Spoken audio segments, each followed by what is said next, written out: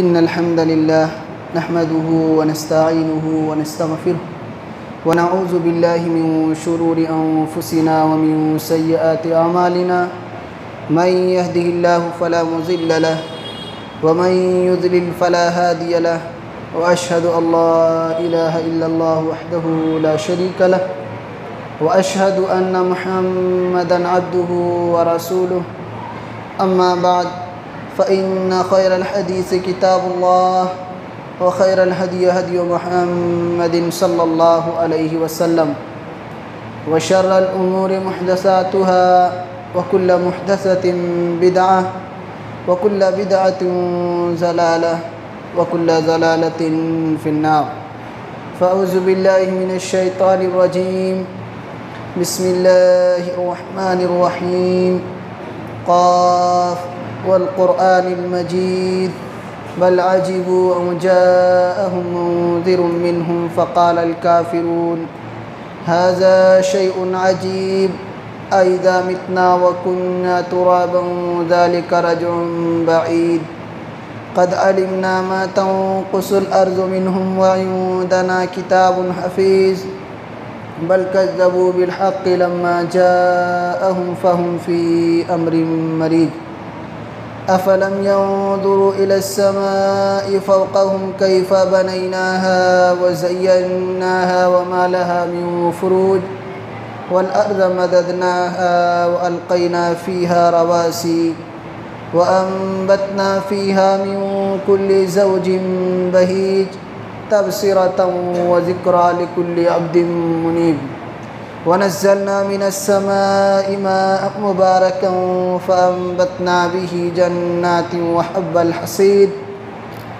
والنخل باسقات لها طلع نضيد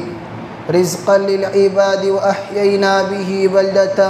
ميتا كذلك الخروج كذبت قبلهم قوم نوح وأصحاب الرس وثمود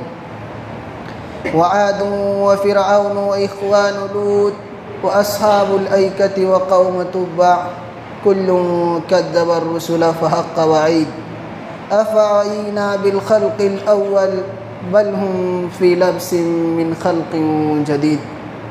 وقال الله تبارك وتعالى في مقام آخر إن الذين يؤذون الله ورسوله لعنهم الله في الدنيا والآخرة وأعد لهم عذابا مهينا محترم حاضرین، تمام قسم کی تعریف، توصیف، بڑائی و بزرگی اس اللہ رب العالمین کے لیے لائق اور زیبا ہے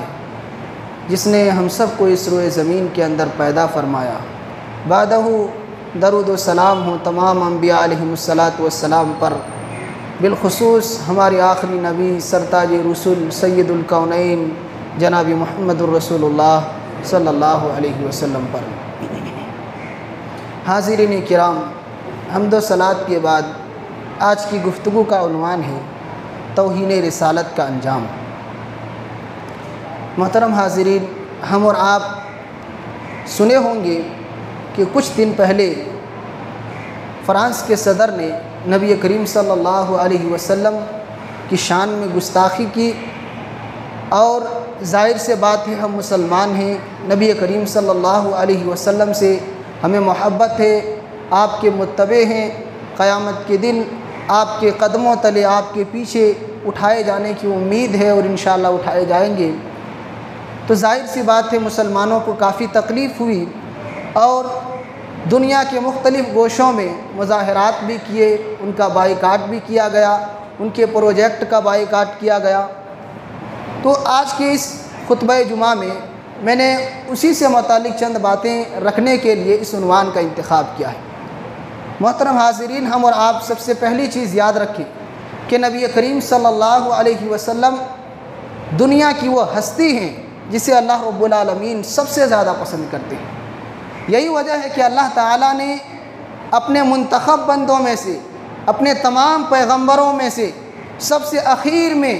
آپ کو نبوت اور رسالت کے خاتمے کے لیے بھیجا ہے۔ خاتم النبیین بنا کر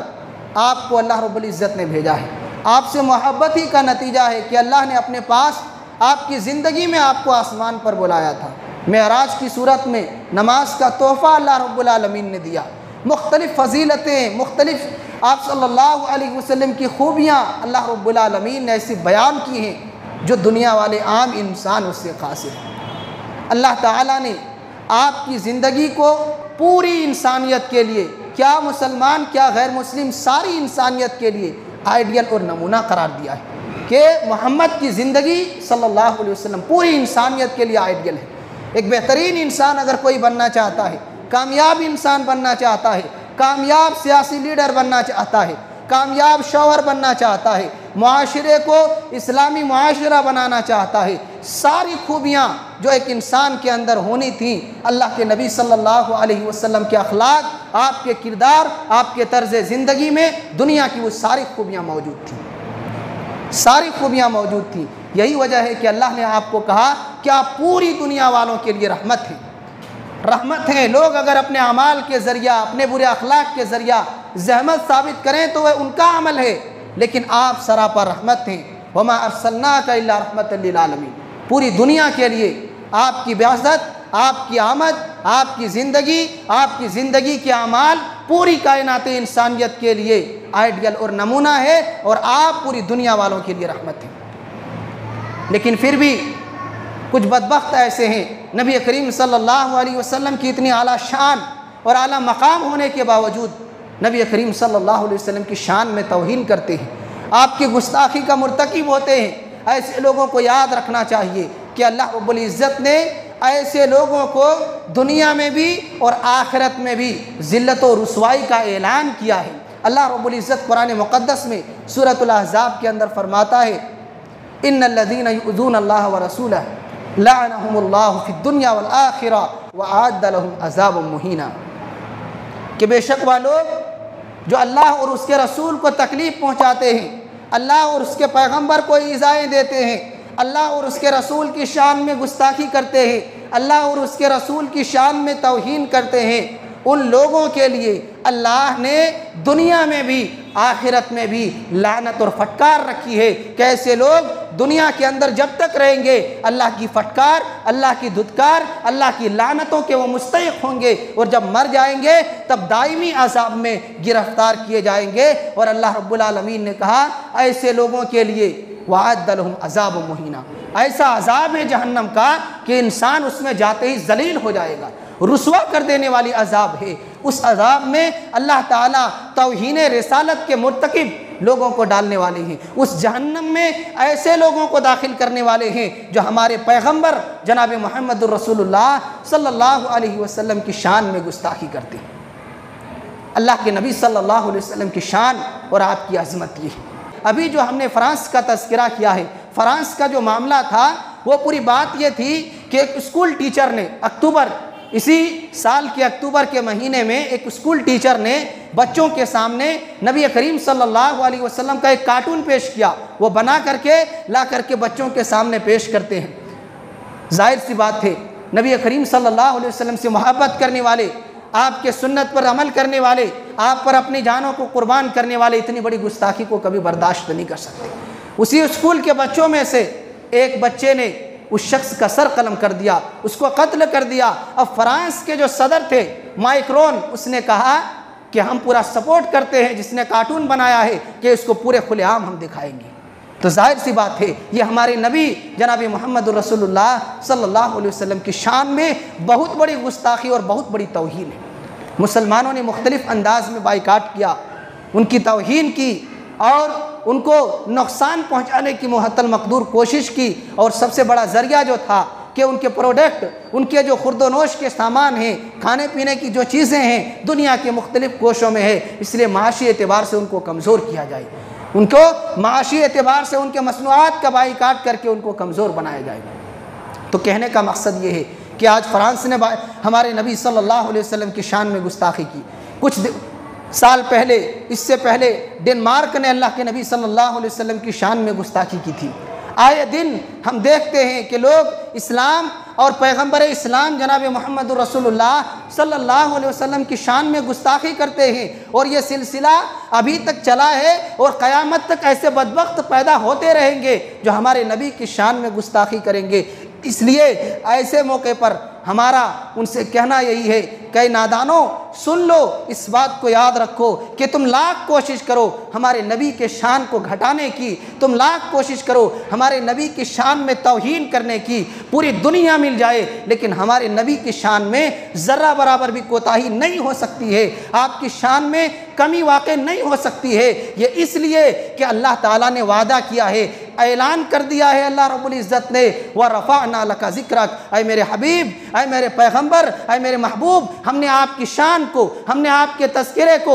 ہم نے آپ کے ذکر خیر کو، ہم نے آپ کے مقام کو پوری دنیا میں بلند و بالا بنا کر کے رکھ دیا ہے۔ آپ کی شان کبھی دبنے والی نہیں ہے، آپ اعلیٰ تھے، قیامت کے دن تک آپ اعلیٰ رہیں گے، اور آخرت میں بھی تمام انسانوں میں سب سے اونچا اور سب سے بڑا مقام ہمارے محبوب صلی اللہ علیہ وسلم کو ملنے والا ہے۔ تو کہنے کا مقصد یہ ہے کہ دنیا والے جو ہمارے نبی کی شان میں کیچڑ اچھالتے ہیں وہ ہمارے نبی کی شان میں کمی کر ہی نہیں سکتے، کیونکہ اللہ نے آپ کو بلند بنایا ہے، آپ کے رتبے کو، آپ کے مقام کو، آپ کی شان کو ہر اعتبار سے اللہ تعالیٰ نے اعلیٰ و ارفع بنایا ہے۔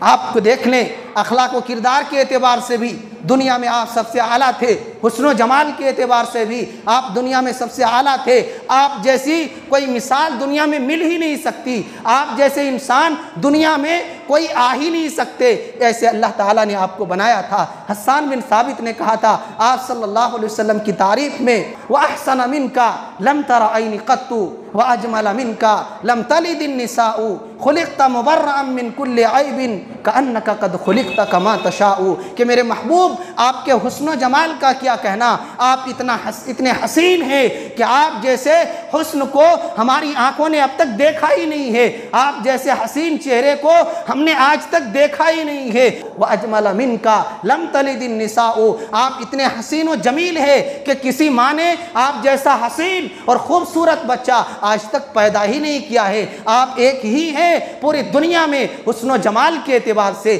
اخلاق و کردار کے اعتبار سے، اور خلقت مبرأ من کل عیب، اے میرے حبیب آپ سارے عیوب سے پاک ہیں۔ دنیا کے انسان مختلف قسم کے عیوب اور نقائص کے شکار ہیں، لیکن آپ کی زندگی کو دیکھتے ہیں، آپ کے اخلاق و کردار کو دیکھتے ہیں، آپ کی پوری ہسٹری کو جب پڑھتے ہیں تو ایسا لگتا ہے کہ آپ ہر عیوب سے پاک ہیں، سارے نقائص سے اللہ نے آپ کو پاک کیا ہے۔ آپ ایسے کامل ترین انسان تھے دنیا کی تاریخ میں، جس کو حسان بن ثابت نے اپنے شعر میں بیان کیا تھا۔ آخری ٹکڑے میں وہ فرماتے ہیں کہ میرے محبوب کأنک قد خلقت کما تشاء، آپ ایسے ہی ہیں جیسے آپ نے رب سے کہہ کر کے اتنا حسن و جمال منگوایا ہو، کہ آپ رب سے کہتے گئے کہ رب تو مجھے ایسا بناتا جا، تو کہتا چلا گیا اور رب تجھے تیرے کہنے کے اعتبار سے ویسا بناتا چلا گیا۔ ایسے آپ کے حسن و جمال، اخلاق و کردار اور آپ کی خوبیوں کا عالم ہے۔ واقعتاً جو نبی کریم صلی اللہ علیہ وسلم کی زندگی کو پڑھتے ہیں، آپ کی زندگی کا مطالعہ کرتے ہیں، وہ اس بات کو محسوس کریں گے، ہماری باتوں سے اتفاق رکھیں گے کہ دنیا کے ہر میدان میں نبی کریم صلی اللہ علیہ وسلم اخلاق، کردار کے جس مقام اور بلندی پر فائز تھے کوئی انسان مقابلہ کر ہی نہیں سکتا۔ اور کیسے ہو سکتا ہے؟ ایک رب کا انتخاب تھا، نبی کریم صلی اللہ علیہ وسلم اللہ کے منتخب بندے ہیں، دنیا والوں میں ایک ہی چن کر کے اللہ تعالیٰ نے آخری پیغمبر کے طور پر دنیا میں بھیجا ہے، کیسے ان کا مقابلہ کیا جا سکتا ہے؟ تو یہ نبی کریم صلی اللہ علیہ وسلم کی شان تھی۔ جو میرے نبی کی شان میں گستاخی کرتے ہیں وہ یاد رکھیں کہ اللہ جب ایسے ظالموں کو پکڑیں گے، ایسے بدبختوں کو پکڑیں گے تو کوئی اس کو بچا نہیں سکتا۔ اور اللہ نے وعدہ کیا ہے کہ میرے محبوب آپ سے روگردانی کرنے والے، آپ کی توہین کرنے والے، آپ کی تذلیل کرنے والے، آپ کی اہانت کرنے والے، آپ کو دکھ دینے والے، آپ کو تکلیف پہنچانے والے، ایسے جتنے لوگ ہیں سب سے نمٹنے کے لیے، سب سے مقابلہ کرنے کے لیے ہم کافی ہیں۔ انا کفیناک المستہزئین، اے میرے حبیب جو آپ کا استہزاء کرتے ہیں، آپ کا مذاق اڑاتے ہیں، ایسے لوگوں سے نمٹنے کے لیے، ایسے لوگوں کو مزہ چکھانے کے لیے، ایسے لوگوں کو برباد کرنے کے لیے میں آپ کی طرف سے کافی ہوں۔ تو اللہ ہمارے پیغمبر کے مددگار ہے۔ نبی کریم صلی اللہ علیہ وسلم کی شان کی حفاظت، آپ کے مقام اور مرتبے کی حفاظت کی ذمہ داری اللہ نے لی۔ کون ہے دنیا میں، چاہے پوری دنیا مل جائے، ہمارے نبی کی شان میں توہین کرنے کے لیے کوشش کرے، ہمارے نبی کی شان میں کمی واقع نہیں ہو سکتی، کمی واقع نہیں ہو سکتی ہے۔ اس لیے ہم اور آپ گھبرائیں نہیں۔ آئیے تاریخ کے حوالے سے ہم کچھ واقعات پیش کرتے ہیں آپ کو کہ جنہوں نے ہمارے نبی کی شان میں گستاخی کی، توہین رسالت کا جو مرتکب ہوا کتنے بھیانک انجام سے وہ دوچار ہوا، کتنی بری موت وہ انسان مرا، اور دنیا ہی کے اندر کیسے عبرتناک سزا سے وہ دوچار ہوا۔ آئیے چند مثالیں دیکھتے ہیں۔ صحیح بخاری کی ایک روایت ہے، ایک عیسائی شخص تھا، مسلمان ہوا، سورہ بقرہ اور سورہ آل عمران کو یاد کر لیا، لکھنا پڑھنا جانتا تھا۔ اللہ کے نبی صلی اللہ علیہ وسلم نے کاتب وحی بنا لیا کہ وحی جب نازل ہوگا تو تم بھی لکھنا جہاں جہاں ضرورت پڑے گی۔ وہ انسان کچھ دنوں کے بعد میں مرتد ہو گیا، اور مرتد ہونے کے بعد نبی کریم صلی اللہ علیہ وسلم کی توہین کرنے لگا، آپ کی تذلیل کرنے لگا۔ وہ اس طور پر کہ وہ انسان لوگوں سے کہتا تھا ما یدری محمد الا ما کتبت لہ، محمد کچھ نہیں جانتا ہے صلی اللہ علیہ وسلم، کہ وہ کہتا ہے کہ محمد کچھ نہیں جانتا ہے، جو میں لکھ کر کے دیتا تھا وہی لوگوں کے سامنے بیان کرتا تھا۔ وہ پیغمبر نہیں ہے، اس کے پاس وہی نہیں آتی ہے، وہ اللہ کے رسول نہیں ہے، میں لکھ کر کے دیتا تھا وہی وہ لوگوں کے سامنے بیان کیا کرتے ہیں، محمد کچھ نہیں جانتے۔ نعوذ باللہ، کتنی بڑی توہین ہے۔ ایک اللہ کے پیغمبر ہیں، آخری نبی ہیں، قرآن کا نزول آپ پر ہو رہا ہے، وہ لکھ بھی چکے ہیں وحی کو، لیکن پھر بھی آپ کی شان میں توہین کر رہے ہیں، آپ کی تذلیل کر رہے ہیں۔ اس کا انجام کتنا بھیانک ہوا، اسی روایت میں ہے۔ وہ شخص جب مر جاتا ہے، لوگ اس کو دفن کرتے ہیں، دوسرے دن جا کر کے دیکھتے ہیں کہ اس شخص کی لاش قبر کے باہر پڑی ہوئی ہے، قبر میں اس کی لاش موجود نہیں ہے۔ لوگ کہتے ہیں ھذا فعل محمد و اصحابہ، یہ محمد اور ان کے ساتھیوں کا کرتوت ہے کہ اس کے دین سے ہمارا یہ ساتھی، ہمارے دھرم کا یہ انسان پھر گیا تھا، اس لیے ان لوگوں نے ہو سکتا ہے کہ لاش کو قبر سے باہر نکال دیا ہو۔ وہ لوگ زیادہ گڈھا کھود کر کے دوسری مرتبہ بھی اس کو دفن کرتے ہیں، دوسرے دن بھی آ کر کے دیکھتے ہیں اس کی لاش قبر کے باہر پڑی ہوئی ہے۔ وہ لوگ پھر کہتے ہیں کہ یہ محمد اور ان کے ساتھیوں کا کرتوت ہے، ہم سے بدلہ لینا چاہتے ہیں، نقصان پہنچانا چاہتے ہیں۔ تیسری مرتبہ وہ جب دفن کرتے ہیں، پھر وہی حال دیکھتے ہیں کہ لاش قبر سے باہر پڑی ہوئی ہے۔ وہ لوگ سمجھ جاتے ہیں کہ یہ کسی انسان کا کام نہیں ہے، کوئی انسان ایسا نہیں کر سکتا ہے، اور وہ لوگ اس کی لاش کو یوں ہی قبر کے باہر یوں ہی سڑنے کے لیے چھوڑ دیتے ہیں۔ آپ نے دیکھ لیا کہ نبی کریم صلی اللہ علیہ وسلم کی شان میں جس نے گستاخی کی تھی، آپ کی توہین کی تھی، اس کا انجام کیا ہوا۔ دنیا نے دیکھ لیا کہ قبر میں اس کی لاش تک نہیں رہی، اور چیل کوے اور دوسرے جو زہریلے جانور ہیں اچک اچک کر کے ان کے گوشت کو مختلف حصوں میں تقسیم کر دیا۔ ایک ہی نہیں، ابو لہب کا نام کون نہیں جانتا؟ مسلمانوں کے سب سے بڑے مخالفین میں جن کا شمار کیا جاتا تھا، اسلام کے سب سے بڑے دشمن جو شمار کیے جاتے تھے، یہ شخص اللہ کے نبی صلی اللہ علیہ وسلم نے جب توحید کا پیغام لوگوں کو سنایا، توحید کی دعوت دینے کے لیے عرب کے تمام لوگوں کو، جو قبیلے اور قرب و جوار کے لوگ تھے، سب کو بلایا۔ صفا پہاڑی پر آپ چڑھ گئے اور آواز لگائی کہ لوگوں جمع ہو جاؤ۔ آپ نے آواز لگانے کے بعد اپنی صداقت کی تصدیق کرائی کہ میں آپ کے نزدیک کیسا ہوں۔ پھر آپ نے ایک بات کہی، اے لوگو، میں تمہیں ایک اللہ کی عبادت کی طرف دعوت دیتا ہوں، یا ایھا الناس قولوا لا الہ الا اللہ تفلحوا، اے لوگو لا الہ الا اللہ پڑھ لو، ایک اللہ کی عبادت کی طرف جڑ جاؤ، ایک اللہ کو ماننے لگو، کامیاب ہو جاؤ گے۔ اسی مجلس میں ابو لہب بھی تھا، وہ دشمن اسلام، وہ ملعون شخص کہتا ہے تبا لک یا محمد لہذا جماعتنا، اے محمد تو تباہ ہو جائے، تو برباد ہو جائے، کیا تو نے مجھے اسی لیے، ہم سب کو اسی لیے جمع کیا تھا؟ اللہ تعالیٰ کو یہ اس کا انداز، یہ اس کی باتیں پسند نہیں آئی۔ اس کے رد میں اس کے بربادی کا اعلان کرتے ہوئے اللہ رب العالمین نے پوری ایک سورت نازل کر دی، جس کو ہم اور آپ سورۃ المسد یا سورۃ اللہب کے نام سے جانتے ہیں۔ اللہ نے اس میں ابو لہب کی بربادی کی کھلی دعوت دے دی کہ ابو لہب دنیا میں بھی اور آخرت میں بھی برباد ہونے والا ہے۔ تبت یدا ابی لہب و تب، کہ ابو لہب کے دونوں ہاتھ تباہ ہو جائے اور وہ بھی خود تباہ و برباد ہو جائے۔ اور اس کو اللہ رب العالمین نے سورت کے اندر دنیا میں بھی اور آخرت میں بھی کہا ہے کہ اس کو بھی اور اس کی بیوی ام جمیل کو بھی جہنم میں ڈالیں گے، دہتی ہوئی آگ میں ان دونوں کو سلگائیں گے اور جلائیں گے۔ اور اس کا انجام مفسرین کرام لکھتے ہیں کہ ابو لہب کا آخری جو انجام ہوا تھا، اس کو طاعون جیسی ایک بیماری تھی، طاعون جیسی عدسہ کی ایک بیماری پڑ گئی۔ وہ شخص، اس کے چہرے پر اس کی بیماری پھیلتی گئی، پورے بدن میں وہ بیماری پھیل گئی، اور اس کے بچوں نے اس کو اپنے گھر سے الگ کر دیا، اس کی خدمت چھوڑ دی، اس کو کھانا پینا بند کر دیا۔ وہ انسان یوں ہی بے یار و مددگار مر گیا ابو لہب، اور 3 دن تک اس کی لاش پڑی رہی۔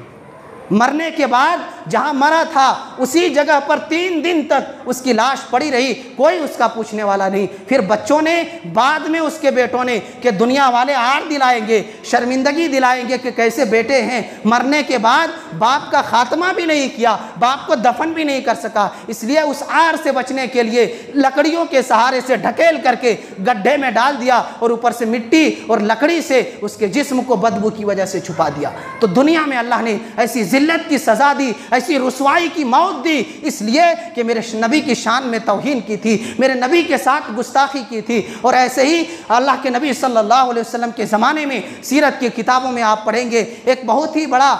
مسلمانوں کا دشمن یہودی شخص تھا کعب بن اشرف کے نام سے، وہ بھی بہت بڑا دشمن تھا مسلمانوں کا، نبی کریم صلی اللہ علیہ وسلم کو تکلیفیں دیا کرتا تھا۔ ایک مرتبہ اللہ کے رسول نے ارشاد فرمایا من لکعب بن الاشرف، کون ہے ہمارے ساتھیوں میں سے جو کعب بن اشرف کے سر کو قلم کر کے میرے پاس لا دے، اس کا قتل کر کے اس کے سر کو لے کر میرے پاس آئے۔ صحابہ کرام تو اشارے کے محتاج تھے، جان کی پرواہ وہ نہیں کرتے تھے، فوراً کئی صحابہ کرام تیار ہو گئے اور اس کا کام تمام کر دیا۔ ایسے ہی ابو لہب کا بیٹا بھی تھا عتیبہ، اس نے اللہ کے نبی صلی اللہ علیہ وسلم کی شان میں توہین کی، آپ کے چہرے پر تھوک دیا تھا، تھوک پڑی تو نہیں آپ کے چہرے پر، لیکن اللہ کے رسول نے بد دعا کر دی کہ اللہ تو اس پر اپنے کتوں میں سے کسی کتے کو مسلط کر دے۔ ہوا بھی یہی، یہ شخص اسی دن سے سمجھ گیا کہ محمد نے بد دعا کر دی، اور جس پر وہ بد دعا کر دے وہ انسان کبھی بھی تباہی سے بچ نہیں سکتا۔ وہ شام کے سفر میں اپنے ساتھیوں کے ساتھ گیا، رات میں سارے لوگوں سے کہا کہ دیکھو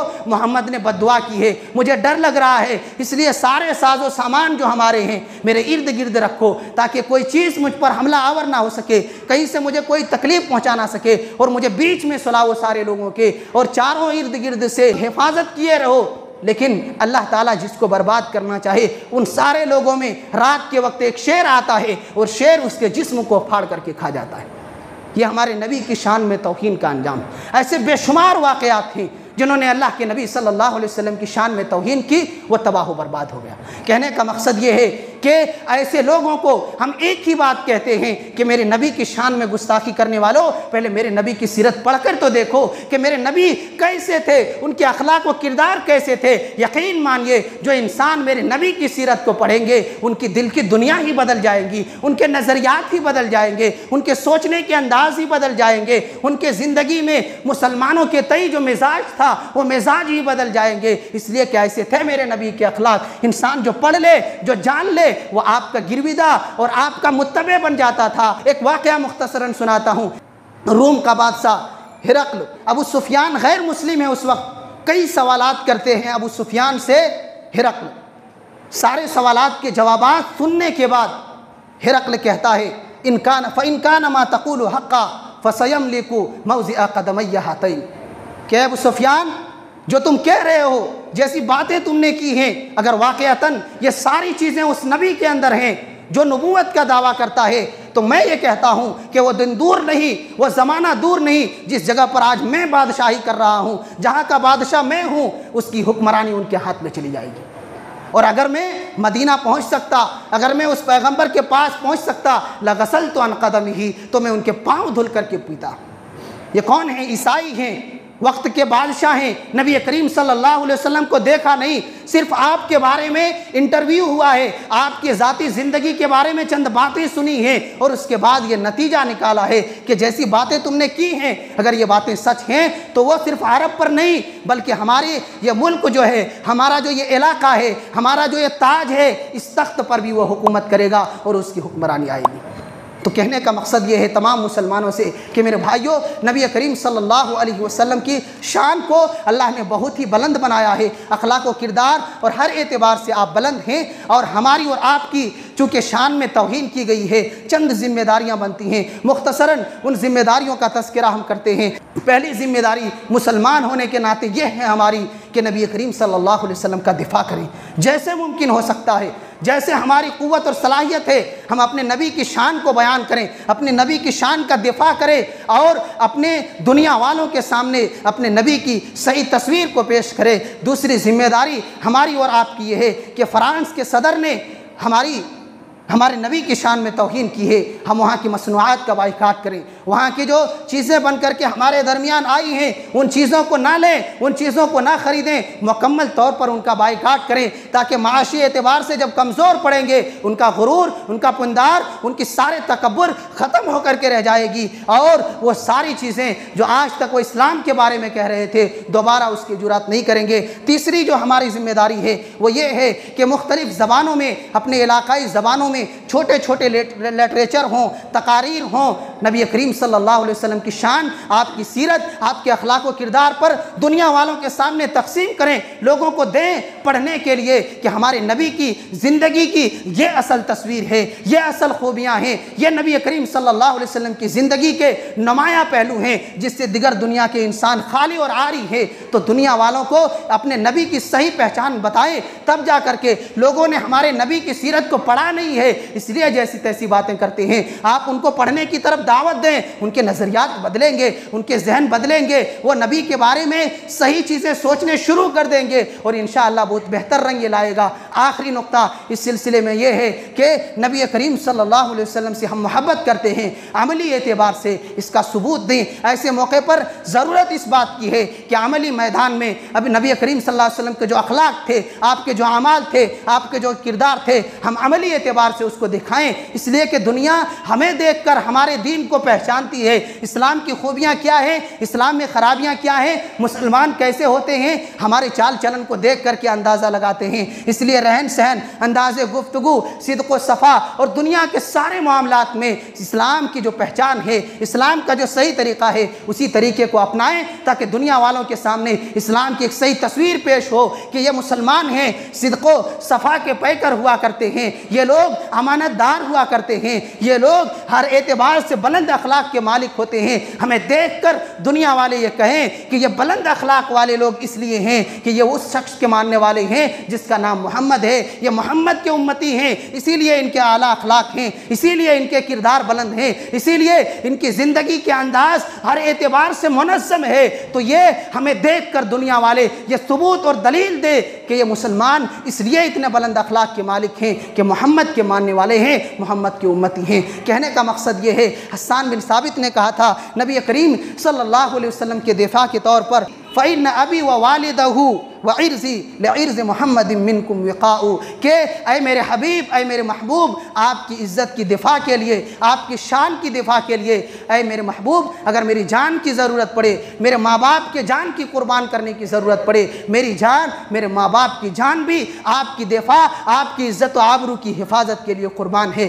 تو یہ سارے مسلمانوں کے جذبات ہیں کہ نبی کریم صلی اللہ علیہ وسلم کی محبت میں ہم قربانی دینے کا جذبہ رکھتے ہیں، اس لیے نبی کریم صلی اللہ علیہ وسلم کی سیرت کو ہم اور آپ عام کریں۔ اللہ تعالیٰ سے دعا ہے کہ اللہ تعالیٰ ہم تمام لوگوں کو نبی کریم صلی اللہ علیہ وسلم کے اخلاق و کردار اور آپ کی زندگی کے روشن پہلوؤں کو خود اپنی زندگی میں اور دنیا والوں کے سامنے اجاگر کرنے کی توفیق عنایت فرما، آمین۔ سبحان ربک رب العزت عما یصفون وسلام علی المرسلین والحمد للہ رب العالمین۔